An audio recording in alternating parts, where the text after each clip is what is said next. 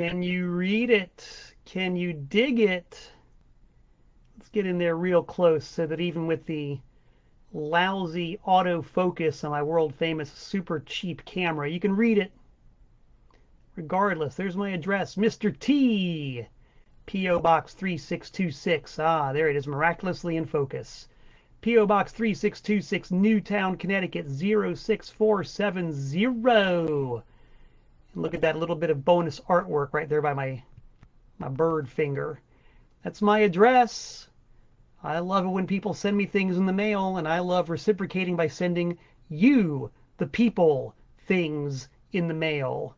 You might have guessed already, it says Mr. T, but who is Mr. T? It's me, Malcolm Tent, the host of Tent Talks Tunes, a certain sort of streaming web event that tends to happen every single Wednesday at 7 p.m. Eastern Standard Time, live on Facebook. And of course, recorded for all posterity and all eternity, to be seen forever and ever and ever as long as there are internets, on my Facebook page and on YouTube. I can see it right there. I don't have to look back behind me through the wonders of using a monitor. I can see that my finger is pointing at the sign right there, baby. Malcolm Tent, YouTube, subscribe.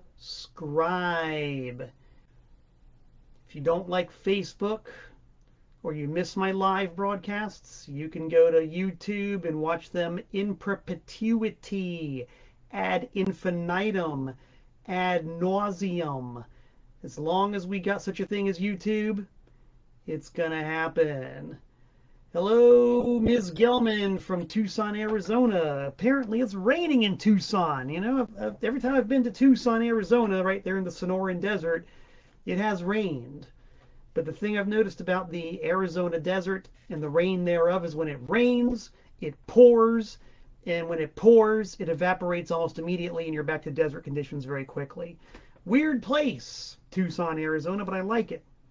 I like it an awful lot. And I'm looking forward to the time when I can hop on a big old jet plane and it's going to flap its arms and wing me back to the desert southwest. Hopefully I'll have my guitar, my famous sparkly blue acoustic guitar, as a bit of checked baggage down there in the belly of the beast. And when I land, or soon thereafter, I'll be playing songs and singing them for anybody out there who wants to hear them. In Tucson, Arizona, Southern California, Northern Mexico, extreme western New Mexico. I'm all about it, babes. I'm all about it, kids. All about it.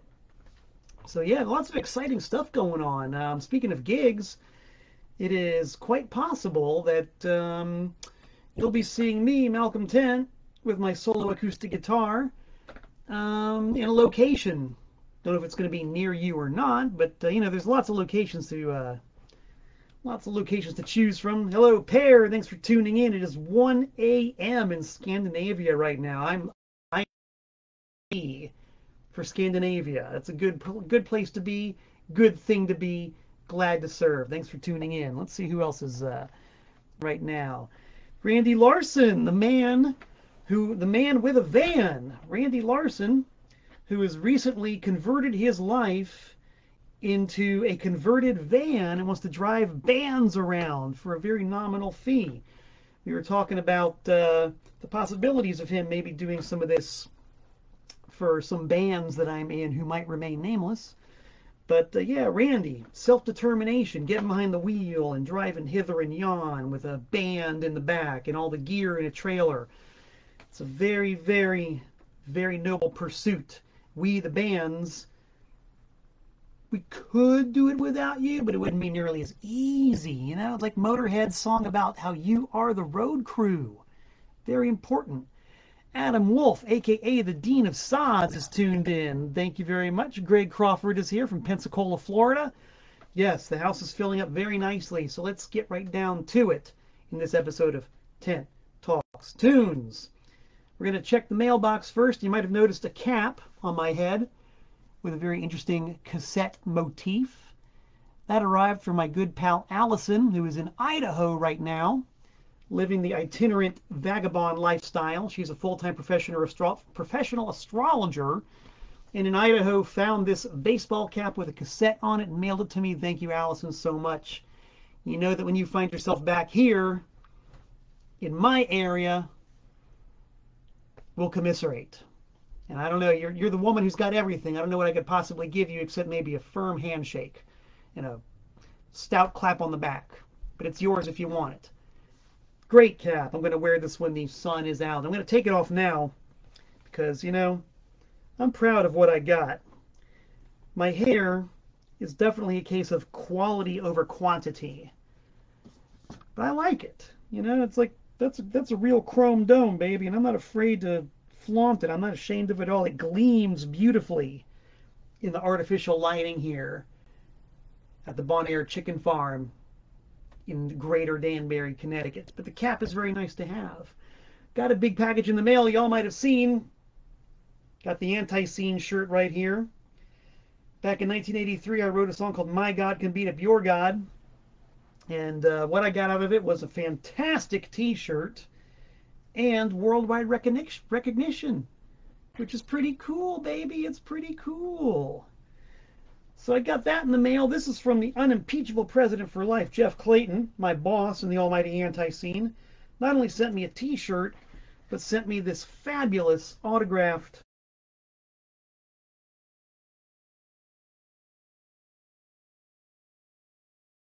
will not remove from the package. It stays in the package. You know, right there.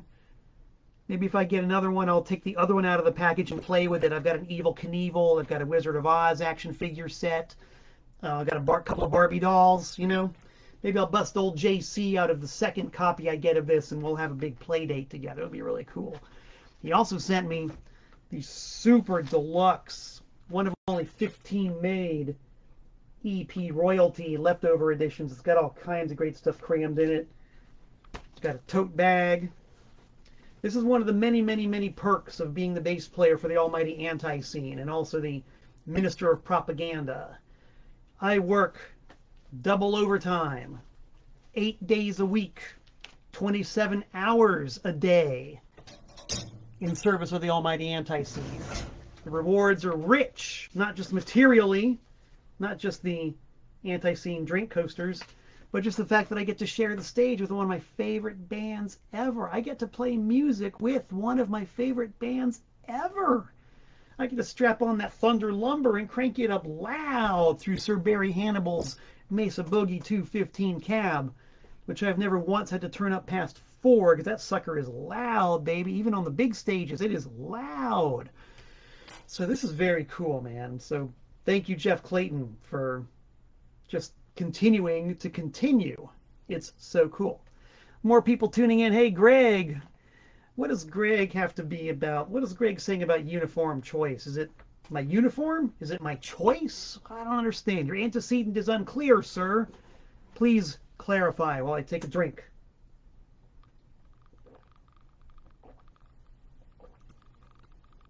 Assume that some of that super fine Danbury tap water. Also got a couple of care packages from Pensacola, Florida. My main man, Greg. Greg Crawford knows me very well. He knows that I'm a fan of obscure, bizarre formats. We talk about records, we talk about tapes, we talk about CDs, cassettes, 8-tracks. I haven't done a show on VHSs yet. That's probably going to happen at some point. I've never talked about laser discs, but somehow he knew that I love laser discs. Because Laserdiscs, the little format that couldn't quite, but did anyway. How's this for cool Laserdisc? Return of the Living Dead. Frankenstein meets the Wolfman. Godzilla versus Biollante. And of course, Rodan. Yes. This is a true fact about Rodan. My mom told me that when I was still in utero, I hadn't even been born when she and the old man went to the Golden Glades Drive-In in North Miami, Florida, and saw Rodan at the drive-in.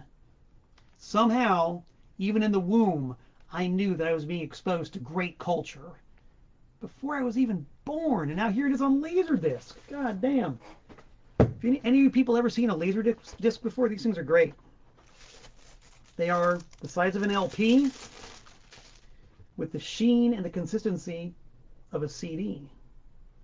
And this was the first like practical, widely available digital video medium. And it was not a bad medium at all. I've had a lot of people say that Laserdisc is actually better than DVD. I don't know. I've never actually really watched a Laserdisc before. But it's like a record. You can see side 1, side 2. So you're watching the movie, it plays without, 45 minutes or whatever. It stops, you walk over, press the button, tray ejects, you flip it over, put it back in the tray, stick it in, and watch the rest of the movie. Too inconvenient, I guess. Laserdiscs never really took off. But yeah, the size of an album with a 45 RPM hole in the middle. Pretty cool. Hello, Stephen Young from Richmond, VA.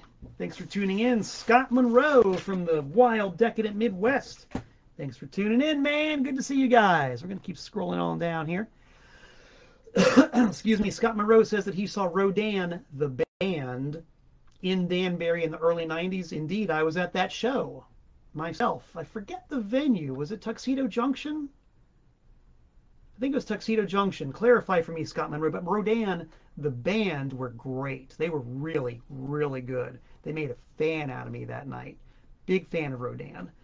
Rodan, the band, nor the movie for that matter, ever appeared on an 8-track. This is something else from Greg Crawford. We've talked about 8-tracks before on Tent Talks Tunes, and I barely scratched the surface. There is a lot more I could talk about in the 8-track department. But I think Greg has definitely seen this before. He's seen this show before because he knows exactly what makes me happy. What makes me happy is the generic truck stop counterfeit compilation of current rock hits. This one is action rock. Look at all the action going on there. That's a lot of rock. And it even has a mysterious oval on the bottom with no text in it. I'm sure maybe there was supposed to be text, but, they just didn't feel like putting it there, couldn't afford it, or just didn't want to spend the extra 3 cents to typeset a line of text. But this is from about 1974, and it's got all kinds of hits. You're 16 by Ringo Starr, the James Gang doing Must Be Love, Black Sabbath doing Sabbath Bloody Sabbath, Alice Cooper, Teenage Lament 74, a song that was never a hit. Supposed to be, but it wasn't. Excuse me, the beauty with these things, these wonderful truck stop counterfeit 8-tracks, is we don't know if these actually are the original artists and the original recordings. They very well could be cheap, cheesy remakes by very low-grade, bottom-shelf studio musicians. It's a definite possibility. There's no indication on here at all. Just Rock, Volume 73. With a guy who's singing his guts out on the front. Action rock. So I'm going to give this a spin and see if this is really what it claims to be. Now here's something that, well, maybe it is what it claims to be, maybe it isn't. It's on the Parrot Sounds label. See, it's got parrots on the front. You might catch the drift of what they're trying to get at here. Parrots on the front. It says, Best of the Beatles. And if you're paying enough attention, you might notice there's an asterisk in front of the word Beatles. You flip it over, and there's more Parrot Sounds. And oh yeah, Wanna Hold Your Hand, Can't Buy Me Love, Day Tripper, Hard Day's Night, Yellow Submarine. With that just fantastic, completely cheapo hand typeset so-called artwork, and then you see on the back the asterisk. This recording, it actually says, the recording is contained by, God damn, these glasses are terrible. I need new glasses, guys. I need to spend another $1 on some stronger glasses.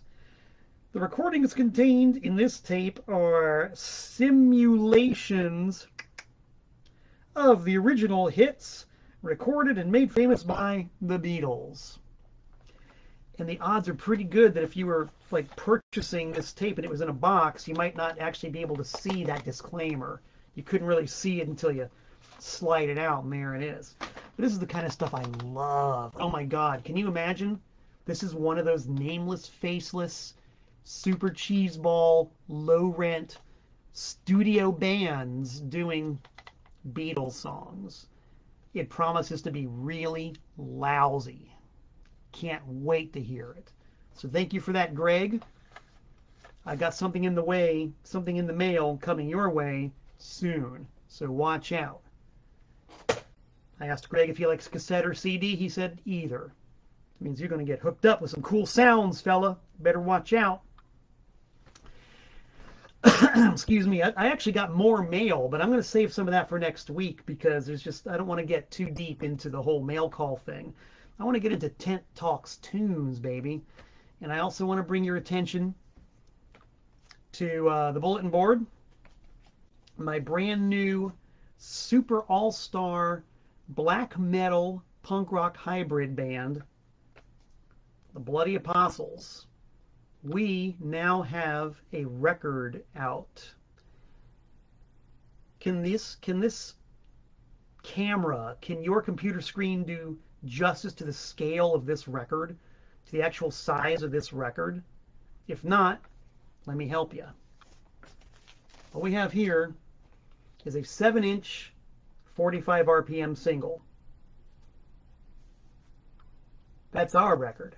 Our record's a 4-inch 33 1/3 lo-fi monophonic 2-song single, hand lathed, made in an edition of 50. That's 50.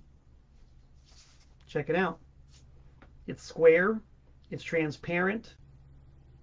Lo-fi mono. We only made 50 of them. Who's in the band, you might ask? Let me tell you. P.P. Duvet, the lead singer of the Murder Junkies and of They Hate Us. Paul Ledney, lead singer, drummer, and creative force behind Profanatica and Have a Hedge. Noted visual artist Brian Zickafoos, and me, Malcolm Tent. So we debuted these this past weekend at Vengeance Fest and sold quite a few of them, but I got more. We made 50, I've got more. If you want one, they're $10 each plus shipping. Hit me up. I'm happy to supply one with you because the price is right. Cool. Jordan is tuned in and says, indeed, Laserdisc is a way better picture quality than DVD. Enough said. Hello, Kat. Thanks for tuning in from the city of Waterbury or somewhere thereabouts. And Murray Gelman, also from Tucson, and Joseph Charles. Good to have you guys in. All right, enough blobbing. I put it to you guys to vote on a letter to talk about today on Tent Talks Tunes. 4 letters hath the month of June. J, N, E, and U. I left the choice up to you.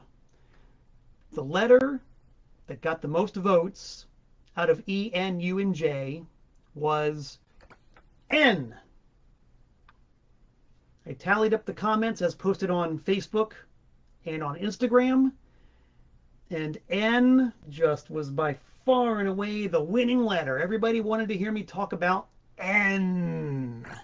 So we're going to address N today. And this is very good. This is very fun. This is very easy because, as I've discussed before on 10 Talks Tunes, I'm a mega rabid record collector. Have been all my life. But kind of like my hairline, I'm all about quality, not quantity. I don't actually have a million records. I don't. A number of reasons being A, quality over quantity. B, I've got a very small house. I live in a really small little house. It's a former cottage out in the woods. It's just about big enough for one dude, one cat, a video set, and not a whole lot else. So I can't really go acquiring a million records. I got nowhere to put them.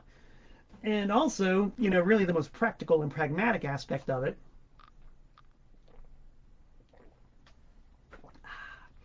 is that one of the main ways I make my living, besides being a rock star, is buying and selling records. I can't afford to keep all the records I would like to keep. I have to sell. You know, some stuff's, you know, it's got to be sold. It can't just sit around. I need to pay the bills. Got to buy cat food for Harry the cat. Got to pay for the manufacture of these Bloody Apostles 4-inch hand-lathed records so you guys can buy them. So I really don't have as many records as you might think. So when it comes time to talk about N, this is what I got to choose from. This is the entire N section of my collection in toto. And wouldn't you know it, since I've got them all filed alphabetically, the first one on the top of the heap is one of the best, one of the absolute, oh, well. I guess a man's web stream is only as good as his platform. Facebook just unceremoniously cut me off. But luckily we have the option to go live again. I am very persistent. I will not take no for an answer.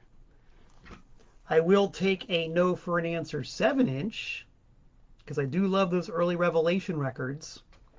But as far as being stymied by technological limitations, I ain't going to be stymied. Will not happen. So I'm here. I'm live. Let's see. According to Draco Roma, there's no picture. Can you hear me? Can you see me? What's going on? Am I back or what? Somebody give me some input. Somebody give me some feedback before I start breathing up all the air in this room and using it to cause the expulsion of words. Okay, I'm back. All right, so where we dropped off a second ago was I was about to dig into the N section of my LP collection, which I was going to say is not particularly rare. I don't collect records just because they're rare. I collect records because I like them, because they speak to me directly. And this is one that speaks to me directly. This is a record that on 45 is not rare at all. It's really common. You can find this one all over the place. The single was a big hit in 1968, 69. And I remember hearing this record very clearly on the radio when I was a kid. It warped my brain, and justifiably so. The single you can find all over the place. It's in many a thrift shop, many a tag sale, many a flea market. One of the best, most incredible pop records ever made. But the album is actually pretty rare.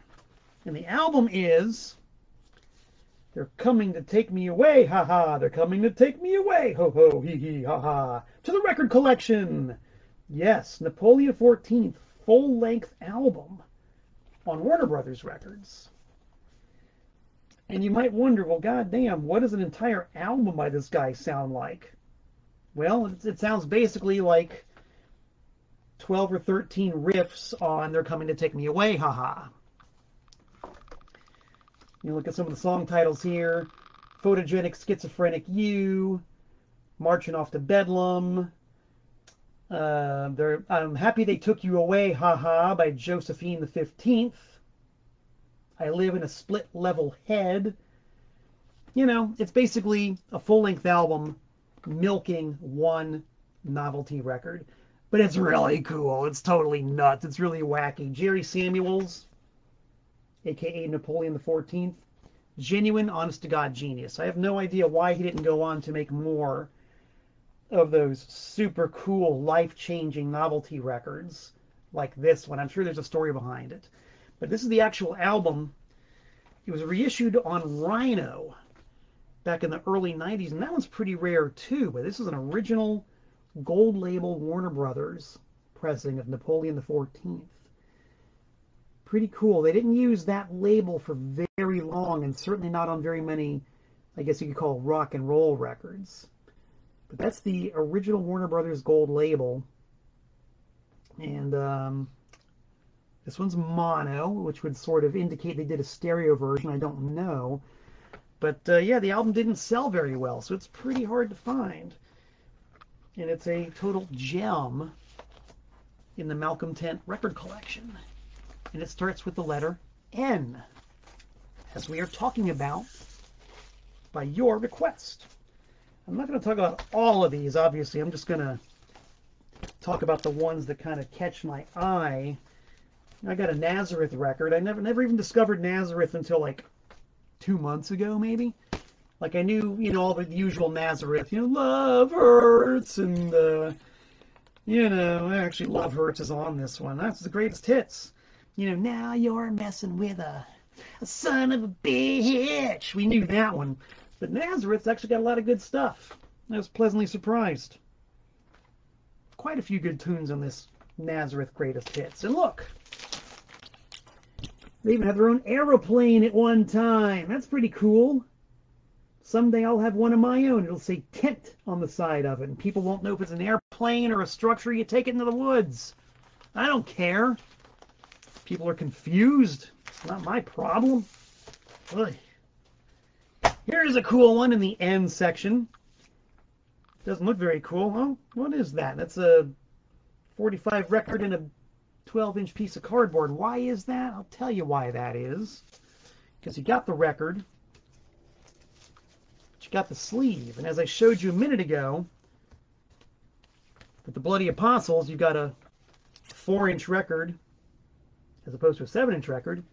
With this group, the Neon Hearts, you've got a 7-inch record and about an 8-inch sleeve. I don't know why they did that, whether it's supposed to be, I don't know, a selling point or a mistake or whatever, but it's almost perfectly 8 by 8, which means you can't store it with your 7-inchers. If you store it with any other record, like a 10-inch or a 12-inch in a bin, it'll just get totally lost, you know. It's like, you know, you're flipping through the records, you're not going to see that lurking down at the bottom.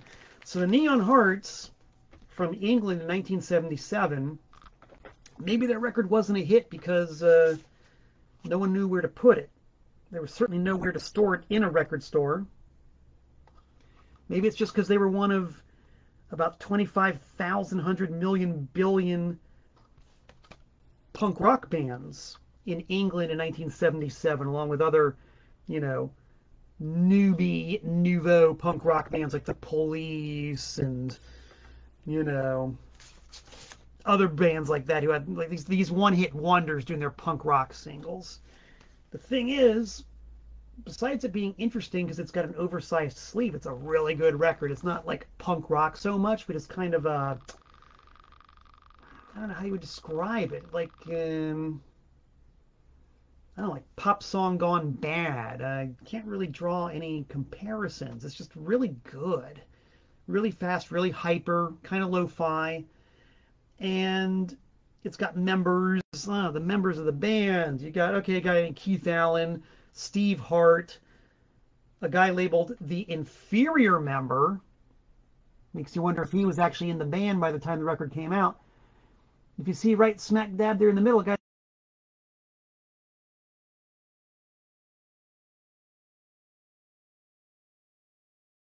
be in Killing Joke. Oh wait, I forgot. Good old tone dial there. But yes, Paul Raven. He would join Killing Joke in 1981.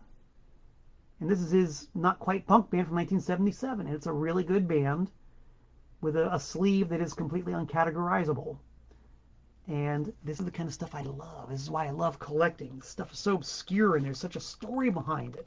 It's really neat. Don't know if anybody else in the world even wants this record. I do. It's mine, baby. It's mine. Let's file this back with its piece of cardboard, which is how I'm able to find it in my 12-inch section. Let's see who's tuned in right now. We got Mark. We got Steven's back. Mr. Romo's back. Oh, John Farrell. Hello, John Farrell. That's a guy who knows his video. Andy Miller. Andy Miller's a dude who knows something about Nazareth. Heard that there's some new stuff coming up from Knowledge is for Fools. Let's hope. Let's see, what else have we got here? This is a record called Network. This is one of those records that was released. And I read an interview with Stephen King when he was talking about the publishing industry. He said that in the publishing industry, you've got blockbuster books and you've got just books. And of course, blockbuster books are the ones that are going to get the big push and the big promotion, and they're going to have a huge advertising budget, and they're going to have the author going out doing interviews, and the publishing company is going to buy product placement. I don't know if there's a publishing equivalent of payola. I'm sure there is, but if there is, that's going to be put into play, and that's the blockbuster books. And everything else is just books. And those are books by artists or books by authors who aren't going to get the push. They're not going to get the laudatory reviews. They're not going to get super placement. It's books that they have because bookstores and book racks and magazine stores and magazine stands and news agents, they just need something to put on the shelves. Not everybody wants to get the latest blockbuster. Somebody just wants to pick up something to browse through at the airport or while they're on the subway or the bus or whatever. And those are just books. They come, they go, they usually just sink without a trace. And the same is true in the record business. You've got the blockbuster records and you've got just records. And network is a classic case of it's just a record. I don't know who these guys are. I don't recognize a single name except for the producer, Tommy Mottola. I don't know who the people in the band are. I don't know who the producer is. I'm sorry. Manager is Tommy Mottola. Production, I don't know. Band members, I don't know. It's on Epic Records. It's got the white label promo strip on the front. Probably most of these things that you will ever see are indeed white label promos. And it's just a record. I don't know if these guys even toured. They might have gotten sent out to open up for one of Epic's blockbuster bands like Cheap Trick or Ted Nugent, The Clash. Who knows? But the record came, the record went, almost promptly forgotten about. But it's got some good stuff on it. I always check these things out. You can find them for $1 or less or for free in a lot of cases at record stores because no one knows who they are. No one's heard of them. But that doesn't preclude the fact that there might be some really good music on them. And I found some really good music on albums like this. And Network is no exception. It's just like basically, let's see, what did I write? It's reminiscent of Kansas and or Boston. And if you can read my handwriting, I can barely read it myself. It says, read Kansas and Boston, actually not bad. And it's actually not bad. If you like Kansas and Boston, or other bands named after geographical locations, such as New England. Here's another band that you see in the cheap bins an awful lot, but guess what? It's really good. If this album has any kind of fame or infamy or anybody knows about it at all, it's not because of the dudes in the band. You read the personnel list and you don't know who any of the guys in the band are. It's not because of the label it was on. Infinity Records, which is a label that just sort of kind of came and went and just sort of threw records out into the marketplace.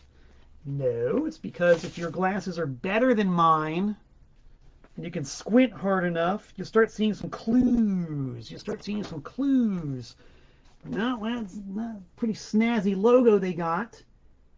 Can't really read it unless you're a big fan of geometry. I was more of an algebra guy myself, but you start seeing the clues, baby. Andy Miller, you'll recognize this. Look in the corner. Ah, there you go. O'Coin and Rocksteady with a New York address. Okay, that's a clue. What's the other clue? We see some Kiss connections there. Ah, here's another clue. Here's the big clue. Right there, if you can see it, if my camera decides to focus. Produced by Paul Stanley. Okay, Paul Stanley. All right, Paul Stanley produced this record. But is it good? Is it good?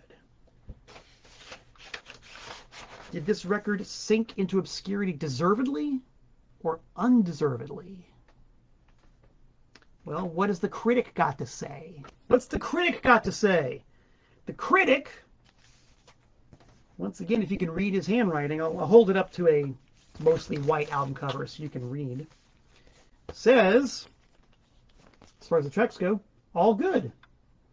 Big Star crossed with Angel. That's pretty good. Big Star, no explanation necessary. Angel might need an explanation, but that's a long story to go into. So if you're out there and you want to be a part of the internet research team, and when you want to give yourself a treat and learn about a band you might not know about, look up Angel. Angel, Punky Meadows, Punky's Whips, a song by Frank Zappa about the lead guitarist of Angel. It's very funny. Punky Meadows, Punky's Whips, Angel. Look them up. And next time you see this record for $1, I think it's worth paying $1 for. Good stuff on it. I make no money off of that unless I sell a copy of this, but I'm not selling this copy. It's mine.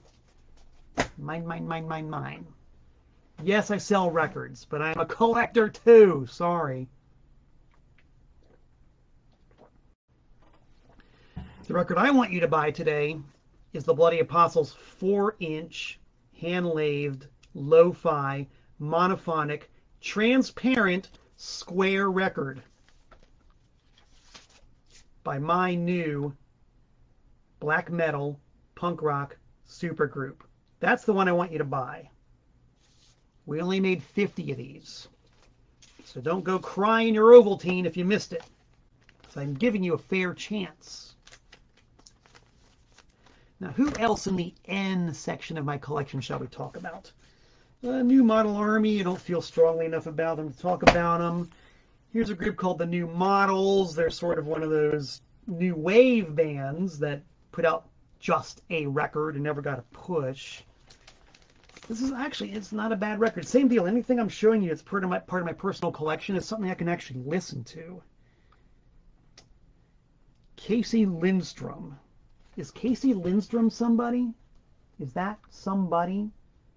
The name's familiar. Did Casey Lindstrom go on to be in another band or be a producer? Does anybody out there know Casey Lindstrom? Please comment. Now, here's a section. A subsection of my N section. There are some bands I do collect. I'm a huge mark for Joy Division and New Order. Big mark. So I actually have a few New Order records here, and I'm not going to go through all of them. Actually, I don't have that many. So it's funny, if you look at my New Order record collection, you see what I got. What do I actually have? I have a gray market Portuguese semi-bootleg version of their first album. And the reason I have it is because I got it for $3.99 at Woolworths in 1984. And this was a time when the Portuguese and the Italians were pressing up shiploads of albums, a lot of them by really cool bands. And you would find them in the cutout bins at places like Woolworths and Jefferson's and Kmart for $2.99, $3.99 each. So I was able to score this copy of New Order Movement for $3.99. And, it's a decent enough pressing. It's got a different color scheme than the very expensive UK import, because that was the only way you could get it at the time. It was never released in the US until quite a bit later. So you either shell out a lot of money for the expensive UK import, or you go to Sears and look for this and find it for $3.99 on the cutout bin. No brainer, dude. No brainer. It's just the story behind it is just weird enough, so I kept this version.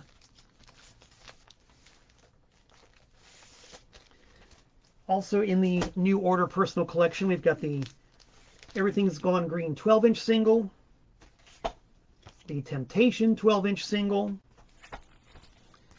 this really cool promo version of New Order's Blue Monday, which I kept just because I think the label design is one of the most beautiful labels I've ever seen. It's just a masterpiece of simplicity and form and function. It's just beautiful.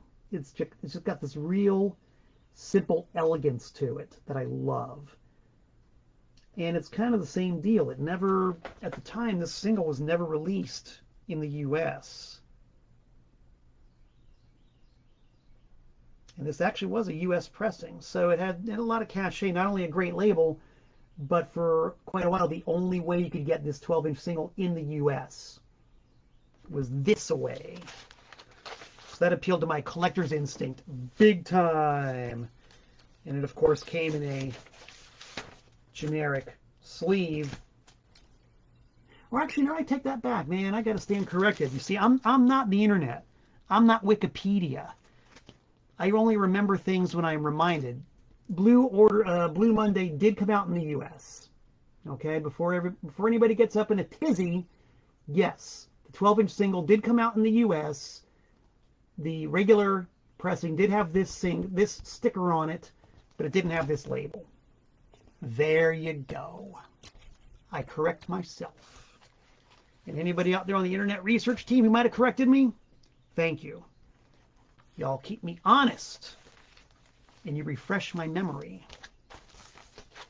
What else is in the New Order collection? Well, this really awesome, fantastic bootleg LP called Blue Monday, which I've talked about before. If you go onto my YouTube channel, wherever it is, you can look up the past episode of Tent Talks Tunes. I think I did an entire talk on vintage bootleg vinyl, and this is one of them. This record is so well done and so beautifully put together that I've kept it all these years, never sold it.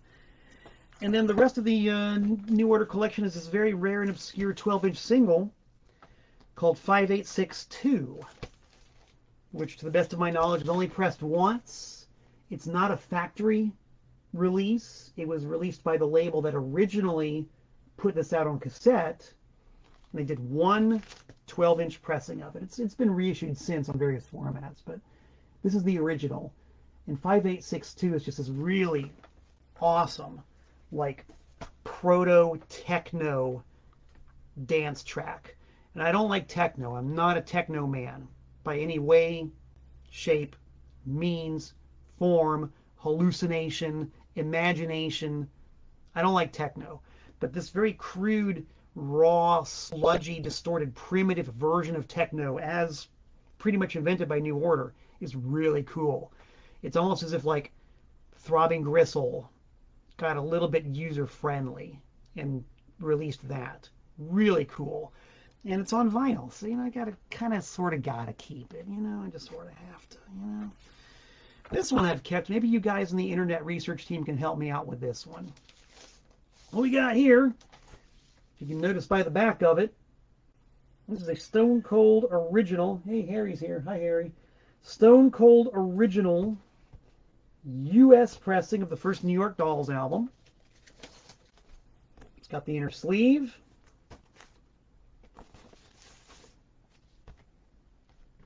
It's got the vanity label. I should say labels. That's pretty cool. That's not enough to make me keep it, though. I would normally flip this. Why I've kept it is because it's supposedly got, and I hope you guys can see this, supposedly got an autograph on the front from Johnny Thunders. And I don't know if it's real or not. I don't know how to determine this. Like, there's, you know, you can look up Johnny Thunders' autograph and you can see, you know, numerous examples, but I don't know. If this was signed in 1973, did his signature look like this in 1973 and look different later? I don't know. So maybe you guys can help me out. Do y'all think that's a real Johnny Thunders autograph? Chime in. I really want to know. I'm very curious. Anybody out there who actually knows about this kind of stuff or who can find some good visual evidence, please post it. Very, very interested. So until I find out, I'm going to keep it because I just don't know. I don't want to risk either undercharging or overcharging anybody who might want this. It's got to be fair. I'm a Virgo Libra. I'm like right on the cusp. It's all about the balance. You've got to have balance. So if we can get some information on whether or not this is a genuine Johnny Thunders autograph. So I'm hanging on to it. Let's see, we got a bunch of Randy Newman albums. God, I love Randy Newman. Even his album from the 80s, Land of Dreams, which suffers from that god-awful 80s production, still great. Because it's his lyrics, his songwriting. Guy's got a vision that's darker than burnt toast. And only mildly tastier than burnt toast. But sometimes you need some burnt toast. If you've got an upset existential stomach, you need some burnt toast to settle it. Randy Newman. Here's a great band. Scott Monroe, if you're tuned in, you know about Nice Strong Arm. Very underrated, absolute class act. On these two albums, there's not one single bad song. Two albums, all killer, no filler. Nice Strong Arm. Look them up. Night Bitch. Look at this. Night Bitch from New Haven, Connecticut, with the album Chain Maker. Woo, these guys are conceptually with it. Great package, great presentation, really cool dudes. Lots of Connecticut stalwarts. Dudes who have paid their dues on the Connecticut scene. Don't know if this is still available anywhere, but if you like it hard, heavy, sludgy, and with a bit of a wink and a nod, Night Bitch. I recommend them. I really like these guys. Got a couple of Nilsson records. Nilsson's great. Nilsson is, I think, worth the hype. Definitely. Oh, here's one. Let me scroll down and see who's still tuned in here. Nick Stone says, nice shirt. Nick Stone knows what he's talking about.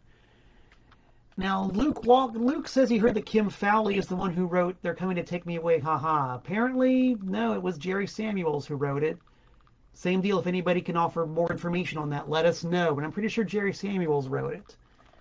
Stephen King, yeah. Oh boy, we got a lively conversation going on here. Yeah, Mark, what's up with that Johnny Thunder signature? Now, here's a signature that I have no doubt is real. I've talked about this once before on Tent Talks Tunes. It's one of those things that there's just no reason why it wouldn't be real. So I can't imagine anybody would care enough. And it looks right. In my large collection of Leonard Nimoy albums, I have most, if not all of them. Leonard Nimoy, baby.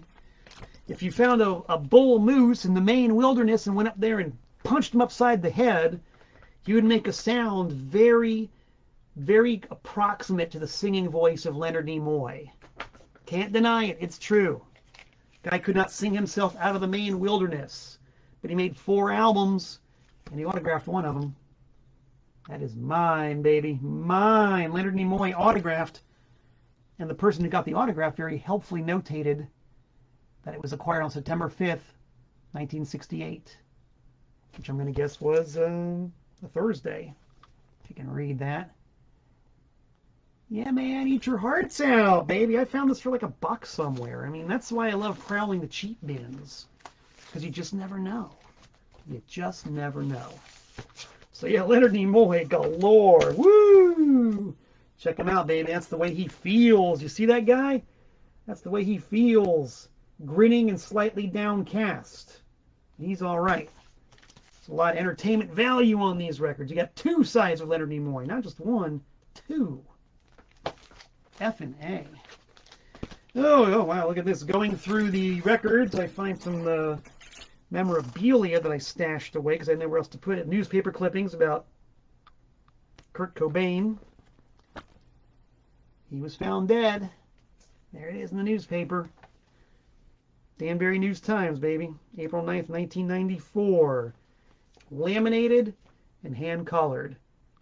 Somebody put a lot of effort into that. And I found it stuffed in a record somewhere, no doubt. It's in the collection. Let's see, No One in the Somebody. This is a good record. I don't know anything about it. 2012 from Philly. I probably played a gig with them. A lot of my record collection consists of bands I played shows with who I liked. And I would end up getting their record, you know, trading for one of mine or buying them outright because I really believe in supporting local bands and bands that I play with if they're good. I do my best. So yeah, No One in the Somebody's from Philly. 2012. They probably broke up in 2012. Still a good record. No Trend, baby. No Trend. No Trend. Enough said. I got a few more minutes to talk about a few more. I'm actually almost to the bottom of the pile, so this is great. You get to trawl the entire end section of my record collection in less than an hour. This is one of those records that just came out of nowhere and blew my mind. Mark says he's got to hop off soon. But yeah, please send me a message. Watch the rerun on YouTube. This is a record that was gifted to me, okay? Back in the days of old, before most of the college campuses around here had been turned into money-making machines with an emphasis on athletics. Fuck that. I used to sell records. I had a whole circuit of colleges I would sell records at. I'd go to Wesleyan University, SUNY Purchase, Vassar College, Bard College, sometimes UConn, sometimes Southern, sometimes WestConn. And I really enjoyed it. I loved it. Loved hanging out with the kids. Because as we all know, or if we don't know, should know, youth is the engine. The young kids, man, they're the ones who are pushing things. They're the ones who've got the intellectual curiosity and the drive to achieve and make, and that wide-eyed, fresh-faced enthusiasm. You know, the jaundice hasn't set in. And it's all about like ideas and creativity. And that's why I just loved selling records at the colleges. And one day I was at SUNY Purchase hanging out, and one of my regular kids came up and said, "Hey man, I want to give you this record." I was like, "Okay, cool, what you got?" He said, "I don't know what this is. One of my professors gave it to me. And I listened to it and I didn't like it too much, but maybe you'll like it." I said, "All right, bring it. What is it?" It is a record called Nocturnal Zoo. And I don't know if you can really tell by looking at it with my cheap-ass camera, but it's a totally handmade cover. That is a photocopied piece of paper glued onto the sleeve. That's a sticker. That's all handwritten. That's rubber stamped. And that's a sticker also. Excuse me, like lots of hands-on went into this record. And you open it up, and as usual, the bane of my existence, especially in the pre-Discogs era, which is when I got this, no information whatsoever. There's no data. You don't know who they are, where they're from. There's no personnel. There's no songwriting credits. You know, the labels have the basic information, and once again, it's that great, like, xerographic style of art that I love so much. Black and white, cut and paste, all hand done. Looks kind of punk rock. It's like, all right, what is this? I'll check it out. So, it took me a while, but I did get around to playing it, and it was fucking good. It was this, like, really good goth. Like, this is a goth band that knows their stuff. You take any genre of music, and you've got the A level, the B level, and the wannabes. This is A level goth. Like, I just used the F word a second ago. That's how good it is. Now, you might wonder, you've seen the plastic bags I've shown you that have the notations. This is for my radio show. When I finally get back on WNHU and I'm playing stuff like this, I write on the bags what the good tracks are. A1, A2, A3, etc. And I put asterisks by the superlatively good ones. Look at that. They're basically all good. And they almost all get asterisks. In my notation, really good goth. And for years and years and years, I knew nothing about this band, which kind of added to the allure of it, because they were a total mystery. I asked some of the goth fans, goth people I know, no one knew who they were. Of course, now they've got a Discogs entry, and it's kind of cool because it sort of explains a little bit about them. And there might even be some copies for sale. But I sort of liked, for all those years, just not knowing who the hell these guys were, or what they were, or where they came from. It was a real tasty, delicious mystery.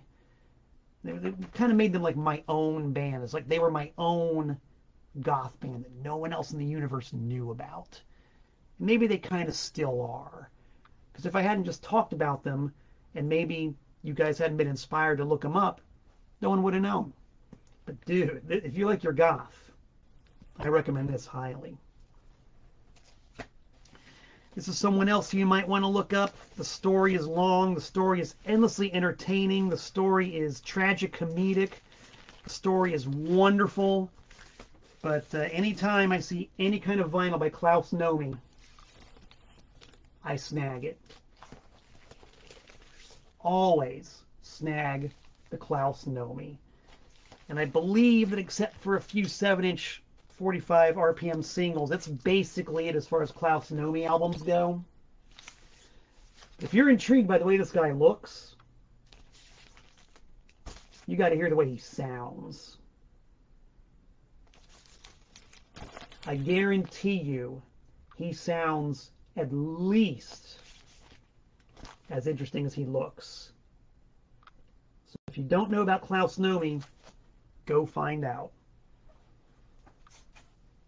Even if you don't like it, I guarantee entertainment. Let's see. Oh, we got a bunch of, got a couple of Nova Mob records. If anybody knows my fixation on Grant Hart, his first band post Husker Du, the Nova Mob. Love them. The vast majority of their output was on CD. But there's a little bit of vinyl for you.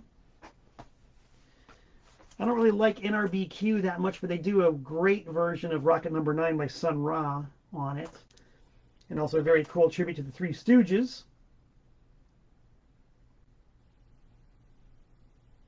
Yeah, this really is about the only NRBQ record I actually like. Big mark for Gary Numan. Got that promo US 12-inch single of Our Friends Electric. I'll tell you for a damn fact that is the only 12-inch single version that came out in the States. The promo. Classic second album. Really great import-only 12-inch EP of demos and outtakes. This album, when it was released, completely, utterly bombed in the marketplace. You know, he had his big hit with Cars, obviously. But after that, nothing. The follow-up album, Telecon, went pretty much straight to the cutout bins. And the record company released this one and I, Assassin. You can tell by the telltale notch that it too ended up in the cutout bins very quickly. I don't think I've honestly ever seen a copy of this record that's not a cutout. But it's a weird record. It's a very weird record. There's nothing very danceable about this record at all. And he didn't tour for it, and he had already peaked in the marketplace in the US, so it went nowhere. Pretty good record, though, if you can find it. It's got a few good tracks on it. Very strange album, very downbeat. The aforementioned Telecon, the copy I've got is the UK pressing. Maybe some of you folks who used to shop at the import stores will recognize that great Made in Great Britain shrink wrap with the printed Union Jacks and the notation. Those were around for a while in the early 80s. So UK copy of Telecon with the shrink and the bonus 7-inch, him doing a really cool version of On Broadway based on the George Benson version too, which is, you know, you go from the original by the Coasters, I think, the Drifters, George Benson's kind of jazzy version, which was a big hit in the late 70s, and then Gary Numan doing his version based on George Benson's version of it. That's Arcane. And of course, the merchandise flyer. All from the UK, all incredibly expensive, which is why I never sent away for any of it. Couldn't afford it. The price of the stuff plus shipping alone would have buried me. It would have been like Khrushchev. It would have buried me. Hey, but it's fun to look at. And I got one record left in the end section. Get your patience rewarded here by looking at yet another import-only Gary Numan album, the very cool Living Ornaments boxed set. which I talked about on a previous episode of Tent Talks Tunes when I discussed the Double Live album. This only came out in Europe and in Canada, oddly enough, but the Canadian pressing did not have the box. And this is great. Gary Numan was fantastic live. He had a crack band behind him, the tastiest new wave you'll ever hope to hear. Really good stuff. Salute to Gary Numan. Not only just a salute, a drink, a toast to Gary Numan. Gary Numan rocks.